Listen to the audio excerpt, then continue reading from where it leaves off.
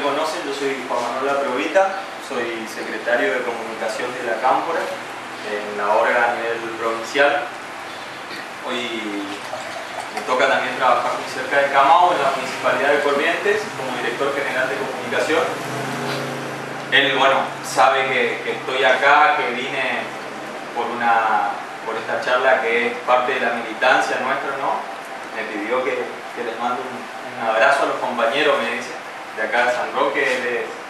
Él es un compañero más que está trabajando con nosotros en función del proyecto nacional, siempre nos vale, y entiende perfectamente de qué se trata nuestro trabajo y sabe que acá están trabajando muy bien, y también me había pedido que les pida a los compañeros que trabajemos cada vez más. Ya sabemos por qué nosotros. Bueno, más allá del saludo, primero les quiero presentar la charla, de qué se trata esta charla que a lo mejor pudieron ver en el Face o por algún medio que ya estuvo en algunas localidades. La venimos llevando por Goya, Mercedes, Paso de los Libres, con participación de medios de comunicación, de compañeros, de gente que a lo mejor no tiene nada que ver con la militancia, dueños de medios, gente que quiere saber realmente de qué se trata el 7D, porque hoy es una cuestión que no nos podemos adjudicar solamente a los que somos parte de este proyecto, sino que hace a la generalidad, a la sociedad en general. Hoy está metido en la sociedad y tenemos que trabajar para que se meta cada vez más esto que debimos llamar el 7D.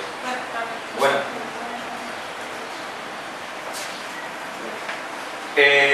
la charla consiste básicamente en conocer de qué se trata el 7D, de conocer cuál es la importancia que tiene y por qué nosotros la estamos trabajando con este rigor militante, con este ritmo militante que tenemos desde la Cámpora. Para eso, para que nos explique un poquito mejor de qué se trata la Ley de Servicios de Comunicación Audiovisual y todo lo que implica tener una ley en la democracia, nos acompaña Dalia Casteloro, que es la delegada del AFCA en la provincia de Corrientes. El AFCA es la Autoridad Federal de Servicios de Comunicación Audiovisual. Es el instrumento del Estado Nacional para la aplicación de esta ley de la democracia, que es la Ley de Servicios de Comunicación Audiovisual. Y en la charla nos vamos a referir no solamente a lo que es la ley, sino también a lo que hace el 7D, que es 7 de diciembre.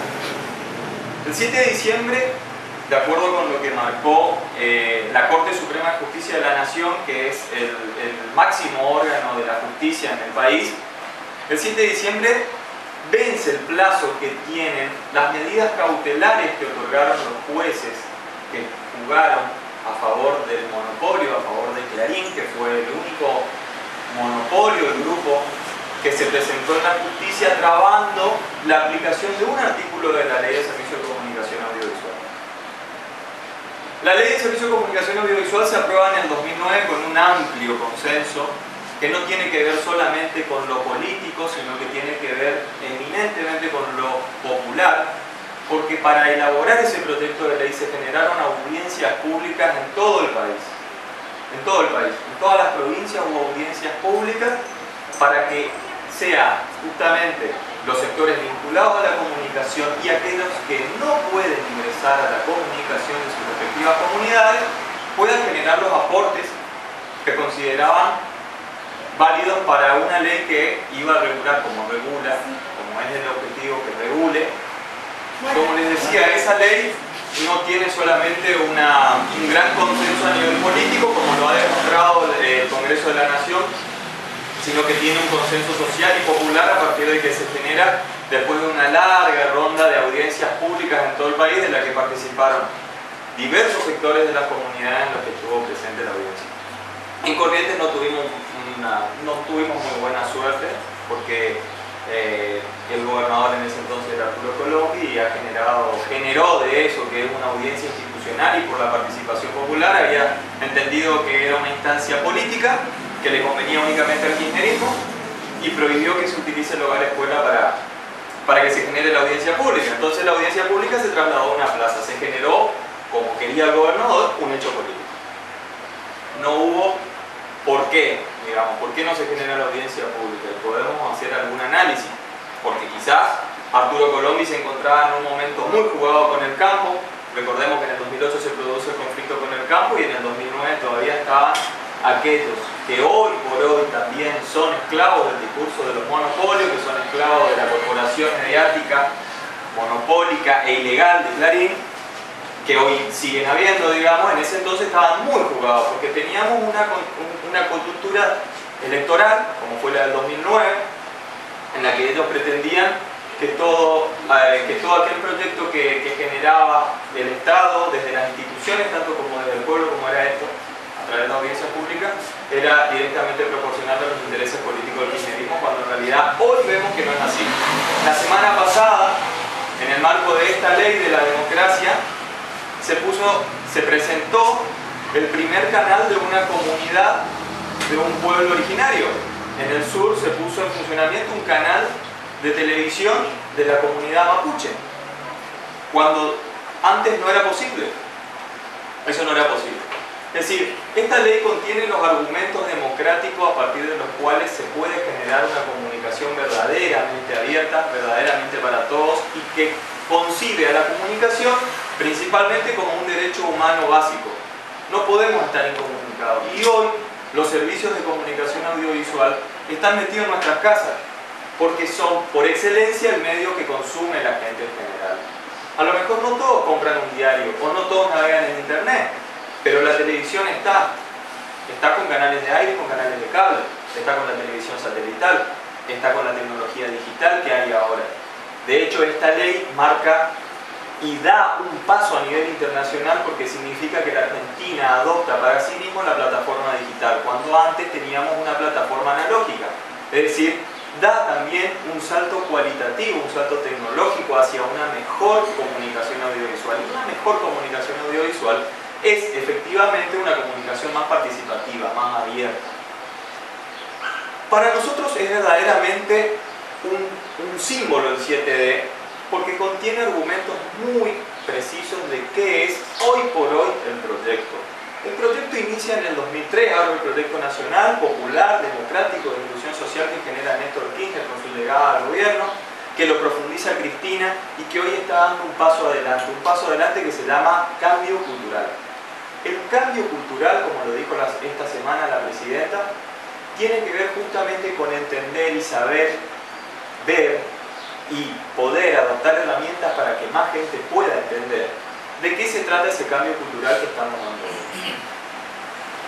En 1976, cuando se produce un golpe de Estado, no venían solamente por nuestros compañeros, por los 30.000, venían para manejar un sistema económico y social que a lo largo del tiempo se trasladó a las urnas, se democratizó y se transformó en el ultraliberalismo que, por ejemplo, aplicaron las corporaciones que dominaron el gobierno de Alfonsín, lo aplicó Carlos Menem y lo siguió aplicando de la Rúa.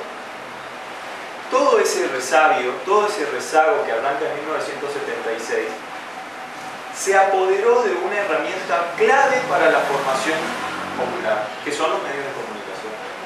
Es decir, hoy el monopolio, y lo va a contar bien Dalia ahora en su explicación de lo que significa la ley, de lo que significa principalmente aquellos grupos dominantes del espectro comunicacional, el monopolio es evidentemente una herramienta cultural, porque se mete en las casas de todos, transformando los mensajes. A ver, yo soy periodista. Una cuestión conceptual de la noticia. La noticia no es la realidad, la noticia es una construcción de la realidad que la hace un periodista, con buenas, malas o las intenciones que se le ocurran, pero es una persona que construye una realidad a partir de un relato periodístico. Para bien o para mal, existen muchas líneas editoriales. La construcción de la realidad que hace Clarín permanentemente distorsiona la realidad que se efectiviza a partir de las medidas que toma el gobierno. Entonces, la gente, nos ha tocado a todos, nos pasa, hoy estábamos hablando con Miguel en la Secretaría de Comunicación acá, muchos se quejan de la cadena nacional. ¿Cuál es el problema con que haya una cadena nacional? ¿Cuál es el problema? Si hay una presidenta que está dando la cara. Antes nos quejábamos porque no aparecía ninguna, y ahora la gente se queja porque le cortan la mano. Es decir, hay un montón de sonceras alrededor de las mentiras del monopolio. Y hoy, ese monopolio que transforma la cabeza de la gente, que se mete en la casa de la gente y que encima le cobra para meterse en la casa de la gente, ese monopolio es el que invierte el orden de las cosas. Están por la forma y no por el contenido.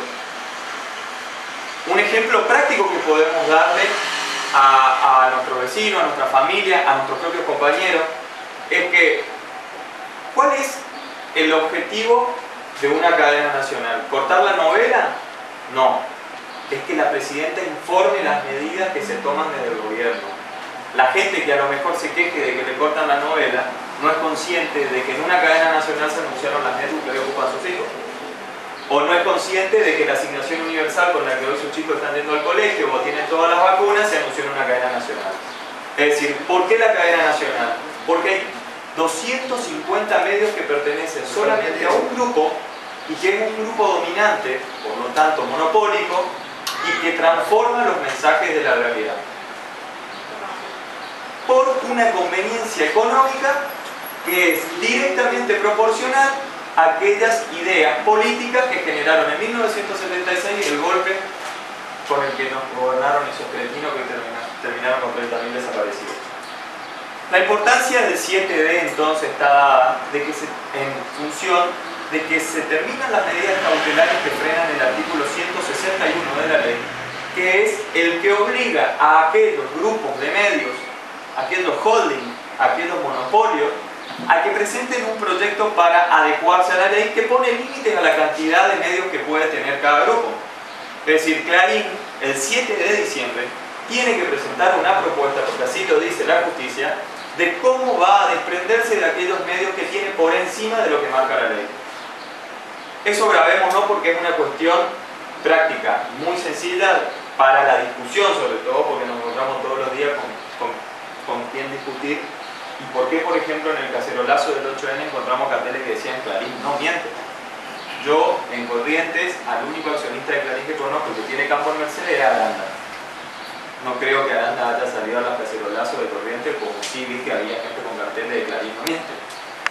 Entonces la gente, se ha metido tanto en la gente el hecho de que Clarín se trata de el ícono de la libertad, cuando en realidad es el ícono de la esclavitud cultural.